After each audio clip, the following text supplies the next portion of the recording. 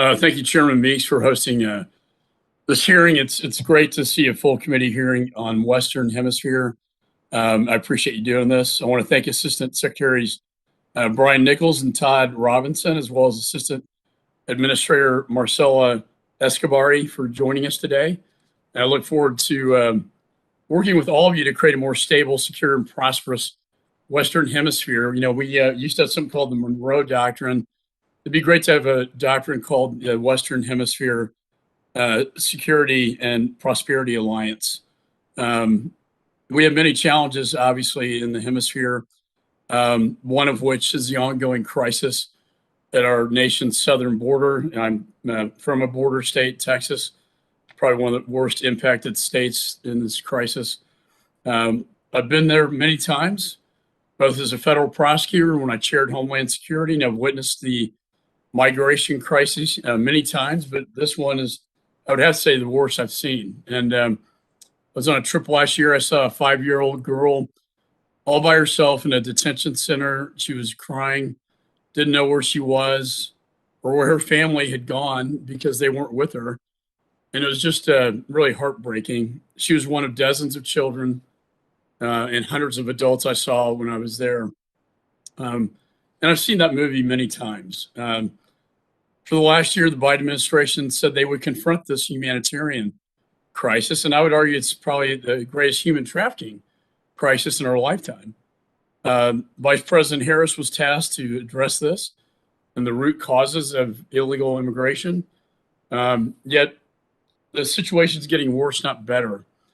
And I do think, Mr. Chairman, we need to get to the root causes of migration. And the security is one issue, but getting to the reason why people are leaving is really the other. And I think, as I talked to the ambassador from Guatemala, puts it so well, I need trade, not aid. I think private investment is a solution here as well as trade.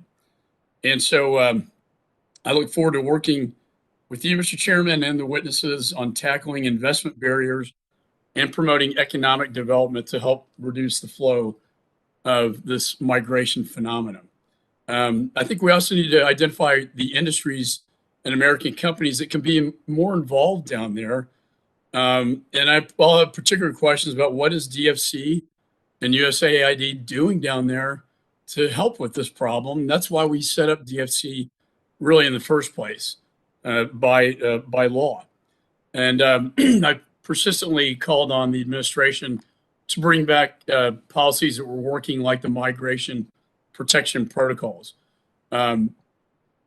Despite the Supreme Court's ruling, this administration is slow rolling its re-implementation while at the same time working to suspend it again. It's sending a mixed message down there, and it's a problem that we really need to address.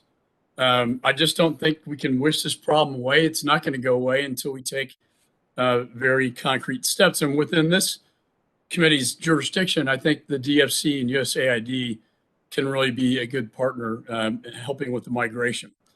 I'm also worried about foreign expansion of foreign adversaries of the United States in the Western Hemisphere, especially as we talk about our China bill this week, the Chinese Communist Party.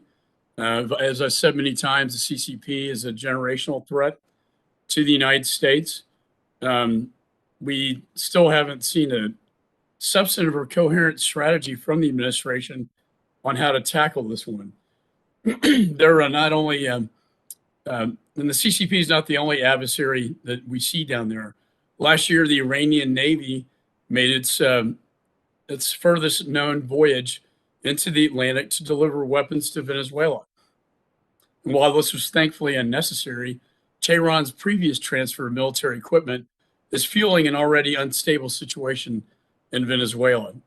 We know that Russia and China and Iran are all in the hemisphere.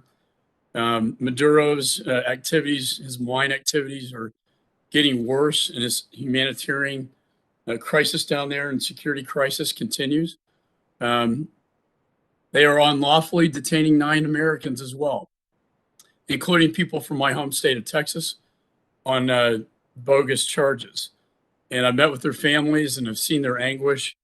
and their fear for their loved ones. And um, we need to get them out. So I implore the administration to help to bring them home and to bring this hostage crisis to an end. The same goes for the administration's stance against the Cuban regime. As Americans, we have a moral obligation to support the democratic aspirations of the Cuban people against their communist oppressors who've been taken over that country for the last 62 years.